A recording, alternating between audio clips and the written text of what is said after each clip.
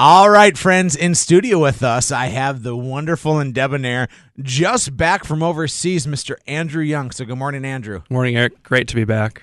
Andrew, for our listeners out there, where have you been? Where in the world is Andrew Young in the last year? So last year, Eric, like you said, I resigned from my position where I was working, and I took the year just to travel abroad.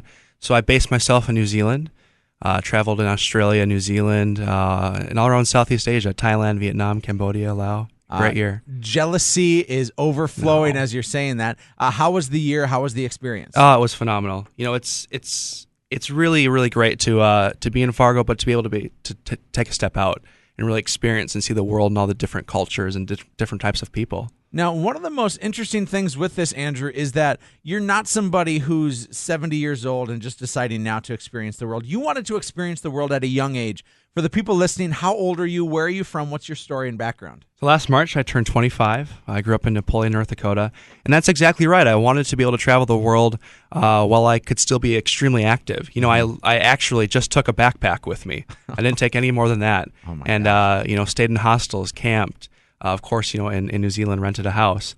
But I wanted to be able to really get around and really experience the deep parts of these countries that are not easily accessible. And you worked, though, when you were going, right? You had some things keeping you employed. What is it that you do? What's your background? Yeah, so I went to North Dakota State University where I studied TV broadcast, Yeah. Go Bison, and management communications. And I've been lucky enough to have some really great experiences that have given me a skill set to be able to work from wherever. So I was doing a lot of freelance work in the States. I was doing some freelance work in New Zealand, and I was able to stay employed and to pay for the trip.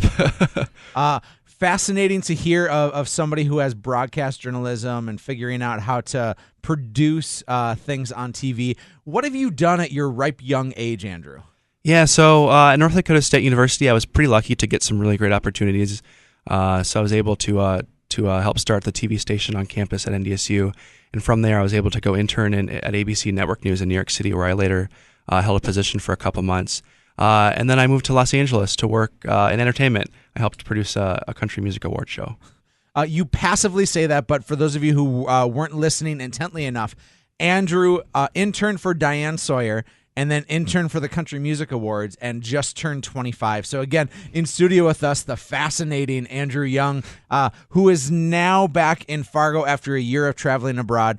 Andrew, what's the next step? What's the plan? Yeah, the next step is hopefully making something in Fargo work permanently. You know, it's always a common thing wherever I travel to, whether it's New York City, whether it's Los Angeles, whether it's Nashville, whether it's New Zealand.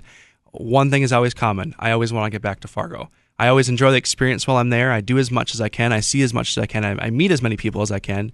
But as soon as the day hits where the plane ride is set to come back, I'm game. I'm ready.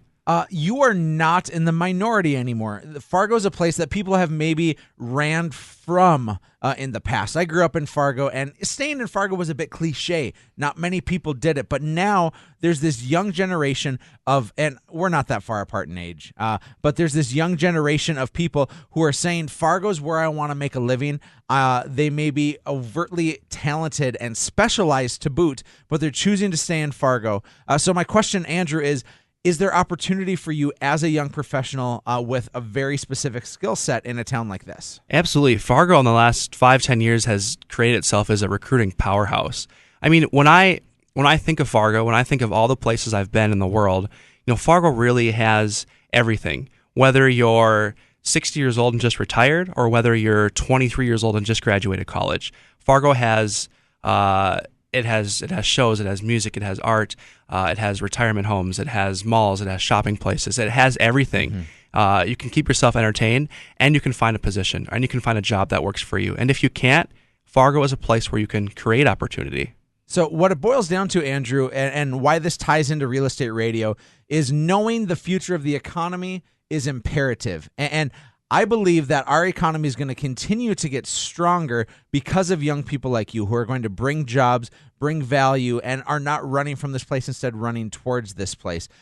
You shared with me off air that there's some professionals that you know about your age that are choosing to stay in Fargo as well. Yeah, absolutely. So of course, I've only been back for a couple of days, but last night I had a reunion with a lot of my friends. Yep. At a social event. And you were at the bar. Social event at the bar. I guess if you're saying it, I'm not. But my friends, who are my age or even younger, of course, I was catching up with them last year. I didn't have a lot of contact being abroad, and I could not believe how many of my friends are either new homeowners or are planning to buy a home in the next 6 months and the next year. It's absolutely incredible. It's just a huge number of millennials, of people my age, 25 or younger, hoping to buy a home or get in a home is very, very soon. So for those of you out there who've maybe wondered what's the strength of the economy, what's the future going to hold in Fargo, it's a bright future, Andrew, and you're a big part of that. Any closing thoughts or words before we wrap up? It's just great to be back, Eric, and always see your beautiful face. God bless your blurry vision, man. It's so good to have you here. Andrew Young, you are fascinating. Anybody out there who needs to hire somebody, I would give this guy a call. He is dynamite and talented. So reach out to me. You can connect with Andrew or myself at 369-4839 or head to livefargomoorhead.com.